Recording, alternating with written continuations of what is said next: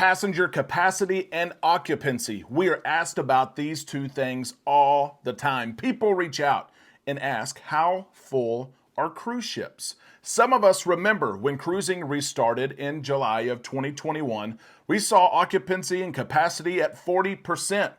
These huge cruise ships felt like yachts. Now, one U.S. homeport is saying that they are seeing passenger occupancy at 135 to 140%. We have never seen numbers like that. We've got news. We will share that story with you on the show today. We will share news from Galveston and Port Canaveral as well as they continue their plans in building new terminals and investing money in ports. We've also got news from Norwegian as one Norwegian cruise ship suffers technical issues and a cruise is threatened to be canceled because of it. We will also talk about the Big Easy today. Ocean cruising from New Orleans has been around for decades. It's a neat experience cruising down the Mississippi River as you get your Caribbean vacation started. It's been around a long time. Now the Big Easy says we just had our best month of cruising ever. More cruise ships, more passengers cruised in a recent month than ever before. What does that mean? We all need some time in the islands. Let's go there now on Island Time.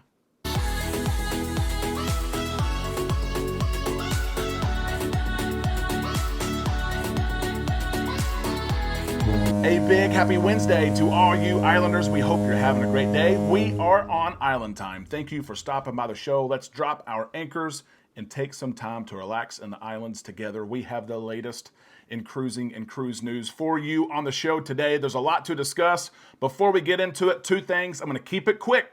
Pay attention here. Number one, yesterday we shared news regarding the Carnival Jubilee. If you're interested in the Carnival Jubilee, if you're a Carnival fan, if you are a new ship fan, check out the show yesterday. There's renderings of new bars, new restaurants, details, renderings. There's all kinds of stuff. Check it out. Number two, if you are not part of this community yet, we want you to be part of it. If you're an expert in cruising, you can help people plan their cruises, answer questions like what excursion should I take at certain ports? Which cruise line should I sail on if I have kids? We need you. If you're a new cruiser, if you're not sure what to do, where to park your car, what hotel to stay in, we need you. Be sure you subscribe, ring the bell to receive notifications when we upload content, and be sure to check out our Facebook page. The link to it is in the description of this video. And that's where a lot of discussion takes place. And that's where we give help to others and we get help when we need it. We don't need any help today sharing the cruise news because there is plenty of it to share. Let's get right into it, starting with news from Norwegian. The Norwegian Sun arrived in Colombia April the 24th, a couple of days ago, where guests were set to enjoy the port of call, as all of us do. Colombia is an exciting port of call, and not many cruise ships visit there. But this is a cruise ship, this Norwegian Sun, that is set on a Panama Canal cruise. She's headed to Seattle. She's going to start her Alaskan season there. They're going through the Panama Canal. That's why people book the cruise. But when they got to Colombia, the ship started to have issues. There were some technical issues with the ship. They were supposed to leave the same day. They couldn't leave. The technical issues included many different things that impacted passenger experience. For instance, there were power outages on board. Can you imagine that? Air conditioning systems went offline. That's not good. A lot of us don't like to be warm, don't like for the AC to be broken. With the air conditioner broken, Norwegian said, hey, we're not going to offer dinner in the dining room. Instead, passengers had to go to the buffet and get dinner from the buffet. What would your reaction be if you're on this 20-day cruise? You're supposed to go through the Panama Canal. You have not made that transit yet. Your ship has issues. There's no power some of the time, no air conditioning, limited service options. You can imagine the passenger reaction was negative, and passengers were worried that they were going to not be able to sail through that Panama Canal and make it to Seattle. But that was not the case. The crew worked hard. They restored everything. The ship has left, but this incident has changed and altered the itinerary just a little bit. Here's what the captain explained in a letter to guests on board. Our engineers have addressed the technical issues, and we have received clearance from the local officials to continue our journey in your vacation through the magnificent Panama Canal. We are excited that the crew and engineers on board were able to resolve the issue that this sometimes once in a lifetime sailing for many people is able to continue and take place. The Panama Canal transit, which was supposed to be yesterday, is going to be tomorrow. The ship is going to continue to Seattle. We hope that there's no more issues at all. Compensation, that's what everyone asked about. I saw on Facebook someone shared this story and said, what is Norwegian going to do for these people? They were affected some, right? They were. Their itinerary has changed. They're moving around some ports, but here is what Norwegian is doing. And again, this is a quote from the letter. As a gesture of goodwill for any inconvenience caused by the technical difficulties, we have arranged for a $100 non-refundable onboard credit per stateroom. This will reflect as a $50 non-refundable onboard credit for both guest 1 and guest 2 on your onboard account. I think that's more than fair, right? These emergencies and these technicalities, they're not planned. They happen from time to time, and oftentimes there's a much longer delay than what the Norwegian Sun saw here. We're happy that passengers can continue. We think the $100 is fair. Islanders, do you? Let us know in the comments section below. Let's get on to the next cruise news story. A lot of you will be excited about this. We have an update from the Port of Galveston, who is seeking to receive money from the state to do improvements, all sorts of improvements around the port, including terminal upgrades, building a new Terminal 4 that could host an MSC ship. And today, Roger Reese, their port director and CEO, announces that they are moving forward. And it looks like the state government there in Texas is going to provide some of this funding. They are on path to getting the $600 million. That's a big number, $600 million in state funds. They're excited about that. Roger Reese said this, I'm hopeful because legislators in both the House and Senate support legislative changes to ensure that port projects are eligible for funding through the Texas Department of Transportation. More importantly, the funding is included in both House and Senate versions of the budget. This is great news for those of you who cruise out of Texas. The port there needs some infrastructure upgrades. It needs some investment for the port to continue to grow. Roger Reese closed things up by saying this, the funding would allow Texas ports to make critical capital investments that support port activity, such as multi-modal connectivity enhancements, port expansions, and replacement of outdated and failing port facilities. This would be a great beginning, but the needs are far greater than the funding considered. They need more than $600 million, but hopefully this is just the start of that as Galveston continues to grow. They are not the only ones, though, that are looking at funding. They're looking at receiving money. They're looking at investing. They're looking at building terminals. Not the only one, Galveston. Move over, says Port Canaveral. Port Canaveral, of course, has grown over the years. Now, one of the top 3 ports that cruises leave from here in the United States. Listen to some of their numbers here in needs. Port Canaveral is set to build another cruise terminal because revenue is soaring out the window. The port expects this year to make $75.4 million in profit. $75 million.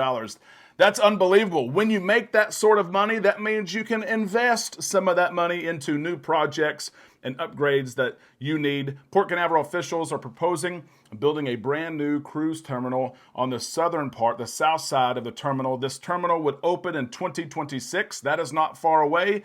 It's estimated to cost $175 million. Port Canaveral CEO John Murray anticipates that 2 new cruise ships will join the other cruise ships already sailing from Port Canaveral late 2024. He says that 1 cruise ship will be based there permanently year-round, and 1 will be a seasonal ship. Now, you're probably wondering, what are these ships? Murray said, that's all I can tell you. I can tell you 2 new ships are coming by the end of 2024. I can't tell you the ships. I can't tell you the cruise line. You're going to have to wait for the cruise line themselves to announce that. But he did go on to share some of the other highlights of the port. Listen to this. A lot of cruise ships now are selling at 110% of double occupancy. Cruise ships are full. You and I have cruised the last several months, and we've seen this. There are lines when you go to the buffet. Okay, Lido deck, it's a clear day, sunny day outside. It's going to be tough to find a lounger. We know that cruising is back. The demand is there, and summer is about to come. It's only going to get worse. But listen to this. Murray said that some cruise ships, listen to this, some cruise ships have a passenger count that includes lots of families going on these ships. And when children are sailing with families on cruise ships, they are seeing occupancy levels as high as 135 to 140% of double occupancy capacity, up to 140%.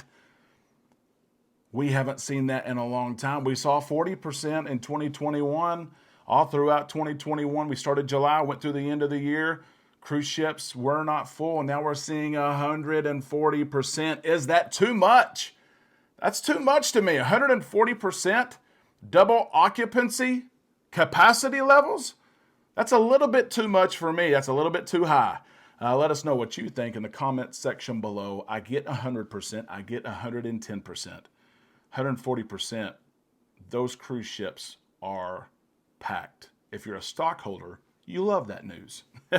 Let's talk about the Big Easy as we get ready to wrap up the show today. The Big Easy is making it look easy. New Orleans. So many of you have sailed from New Orleans over the years. They've had cruises leave New Orleans, both ocean cruises and river cruises, for decades. My first cruise, Amanda's first cruise, our honeymoon in 2011, went out of New Orleans. They've set records over the year, but for them at this time to set a record in terms of number of ships that have left the port of New Orleans and passengers is amazing. And it only tells us what we already know, what we've been saying. The demand for cruising is high.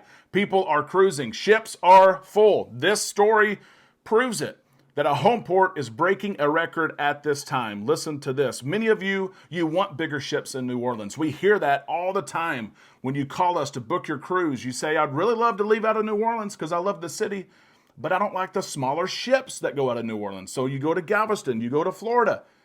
You want bigger ships? This is how you get bigger ships. You keep selling out the ships that are there. Listen to this. The Port of New Orleans set a passenger record in March of 2023, last month. There were 155,225 passengers that sailed from New Orleans. How about that? 39 cruise ship calls for the month. This broke a record that was set in 2020. February of 2020, just before cruising ended, before the pandemic, that record was 154,409 and 31 ship calls. Listen to this. This is from the port. These record numbers highlight how demand for cruising from New Orleans never went away, as people from all over the world returned to our vibrant city to launch their cruise vacations as soon as they were able.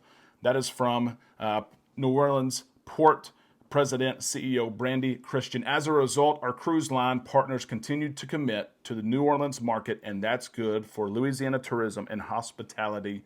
We're excited for the Port of New Orleans. It's a port that we cruise out of. We want bigger ships to be there. We want other cruise lines to be there, and this is how you get it. Islanders, have you sailed from New Orleans? Let us know in the comment section below, and let us know overall. The theme today on the show is really the demand for cruising. The records that are taking place, 140% double occupancy capacity is insane. Galveston continues to grow. We see this theme day after day. Let us know what you think about the current situation across the cruise industry. We've got a growth problem. We do. Do you think it's a good thing?